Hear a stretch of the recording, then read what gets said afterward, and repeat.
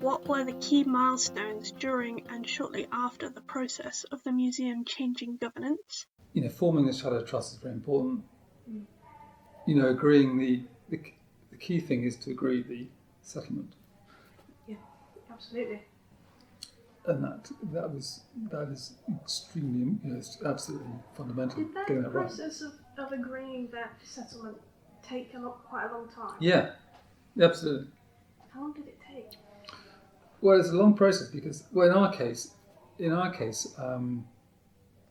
museum is still owned by the local authority, so we have a peppercorn rent for 250 years, and it's still maintained by the museum.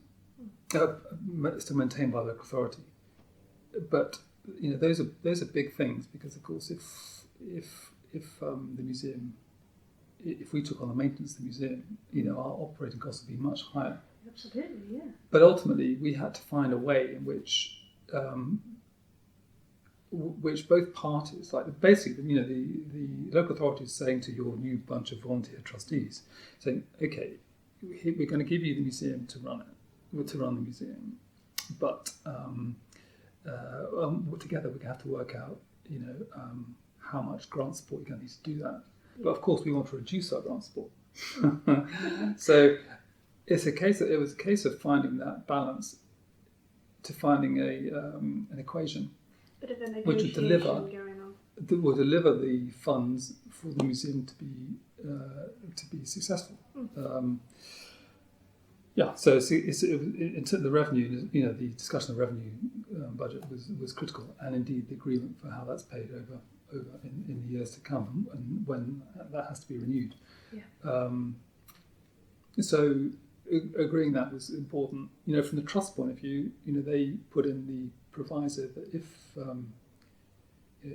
the museum was to go bankrupt, if it's gone insolvent, the local authority gets the museum back again and its staff.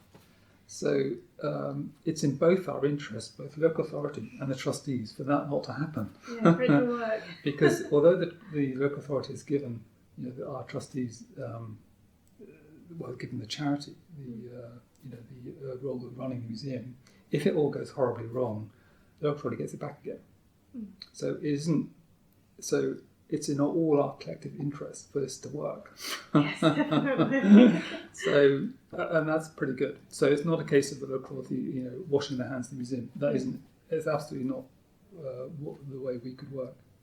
But we have reduced the burden on the local authority in terms of revenue, because we've been able to trade. We've been building, our trading arm. So the cost of the local authority has decreased, and of course it hasn't had to put any capital funding into our developments, because we're raising those from other sources. So for sure, we have really developed, since the museum has been a trust. The benefits have been a much improved and improving museum service, which is keeping, which has a very exciting future in Banbury and in the region. So we're delivering on that, but there's always going to be a relationship with the local authority and the museum trust is an ongoing and important one for the future, because both need each other in order to work. Like I think the commercial development we're now sitting in, which is now being built, we're very much a part of that, because this needs to be successful. The cinema needs to have people going to see films and spending money in it, people spending money in town. We're absolutely a part of the local economy, and I would say the museum is vital in terms of making that a success. It sounds like it's a very sort of symbiotic type relationship with the council. You both rely on each other for different things. Yeah, absolutely. And quite important to keep that relationship strong as well, I should imagine. Yeah, the district council they've been incredibly supportive over the years, and continue to be so. We have an officer who attends our board meetings, and we work very closely with them. Because absolutely, we both need each other and have similar, have the same goals, really. So it makes sense. I think there are two, in terms of our partnerships. in our relationship with District Council and with Arts Council are uppermost in our thoughts.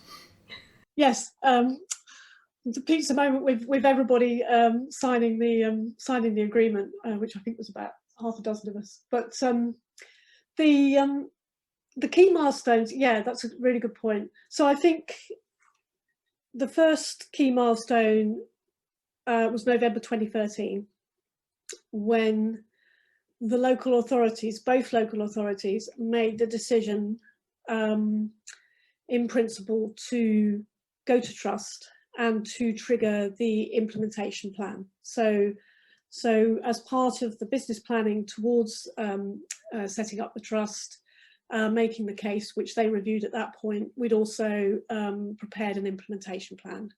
And that had all of the different pieces of work that needed to be done before you actually could say, here we are, sign the agreements.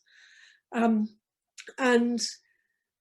at that point, the shadow board was then established, and the trust was registered at Companies House, and the registration request or application to the Charities Commission also commenced after that decision.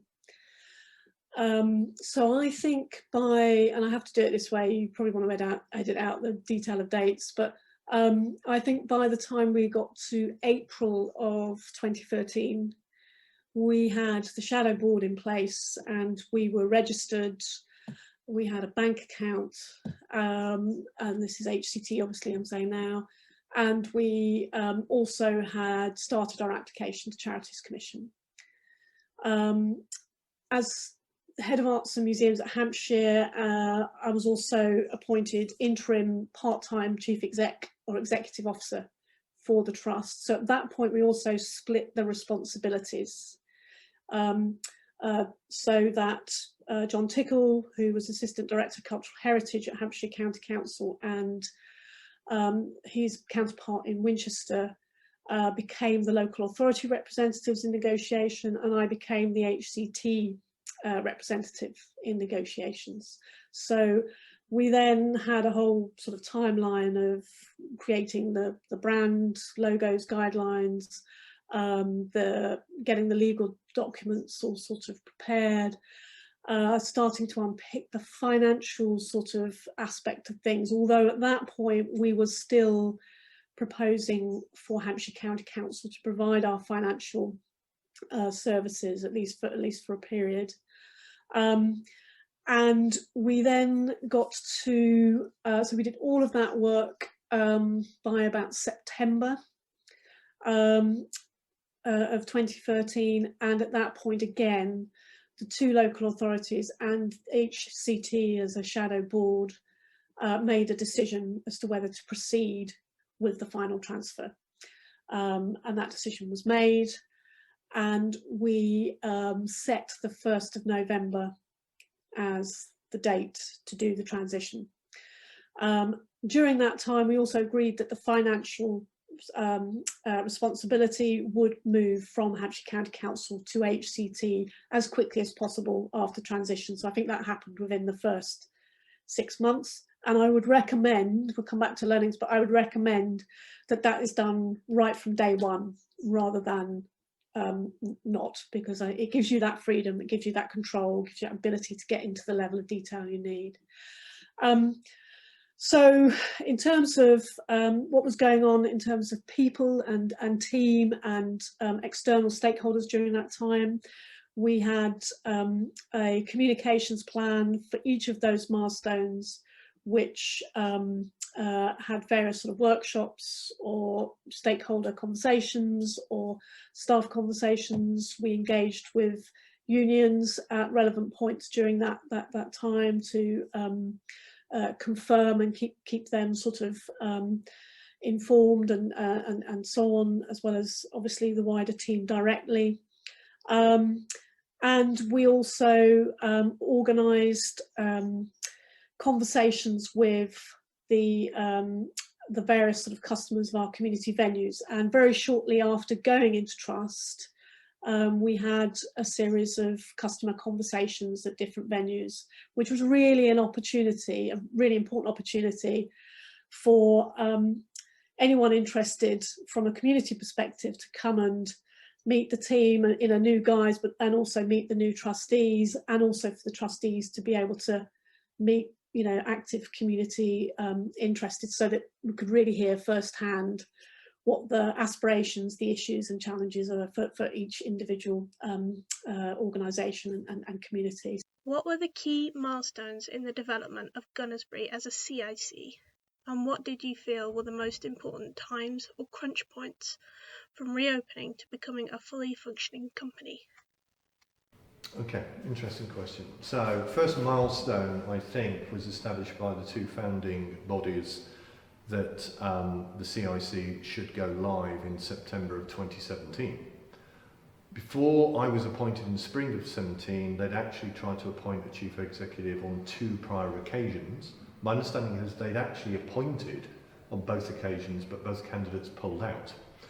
So they were milestone in terms of recruit senior leadership team that had already been missed by the time I arrived.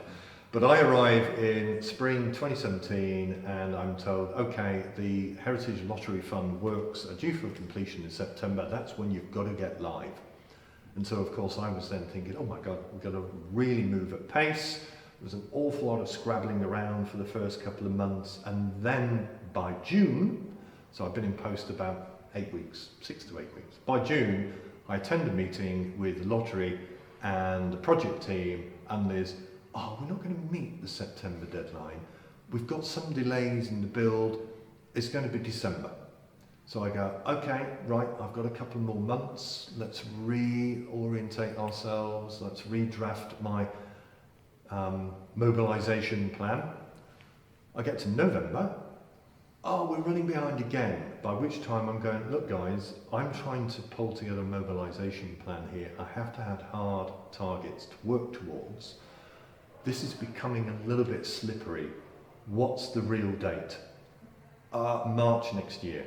So we're into March 2018. So I said, okay, you know what I'm going to do? Because I used to run capital programs, so it helps me. I said, I'm actually going to add a few months onto that because I don't believe you. I'm going to work towards a May 1st, 2018 go live. And actually, to be honest, the 2 local authorities said, we think you're right, David.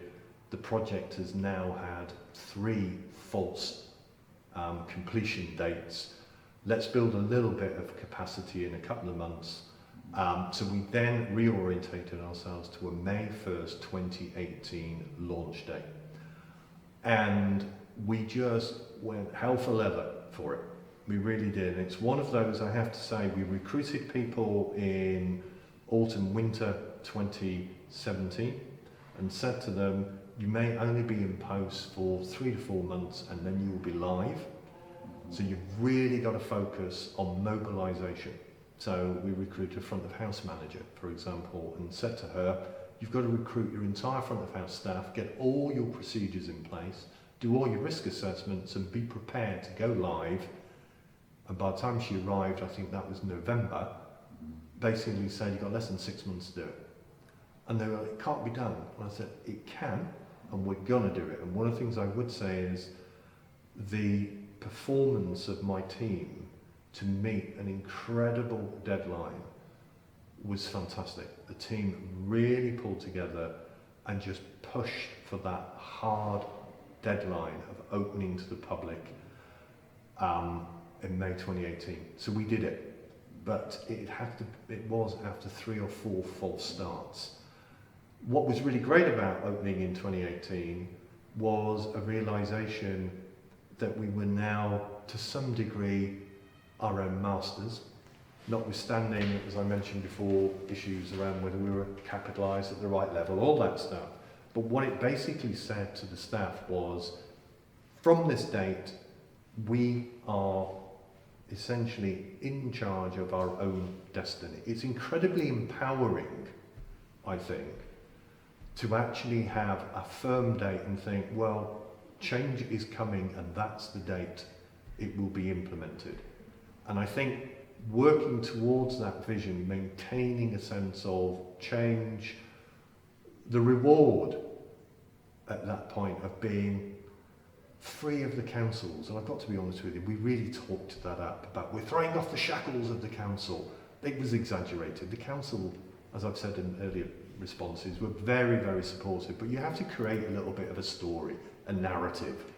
So we worked towards that, and it was really, really successful to get to that point. We had our grand opening to the public in June, so we went live May, had to mobilise the building. My staff were working weekends. You've got to bear in mind, this building that we're sitting in here had been under a H&F funded complete refurbishment scheme and had been closed for over 2 years. It was empty.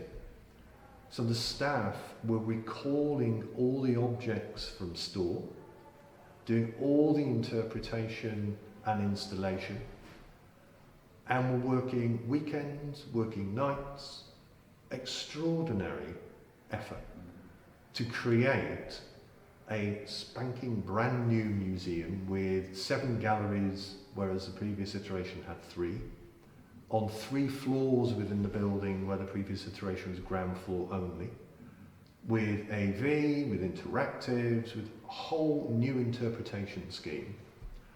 And that was done at breakneck speed, weekend and evening workings, because we decided on our deadline.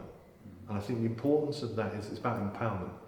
If we'd have held to, oh, it's now March, as the project managers were saying, and that had been missed, I honestly believe that the motivation of staff would have been not fatally damaged, but it would have been really undermined by setting our date and all sitting around a table and going, oh my God, that is going to be so hard. We all pulled together to meet our date. It was our deadline, not someone else's. And that, I think, is really important about empowerment. And the thing about where we are now as a CIC, the staff team, I think, are empowered.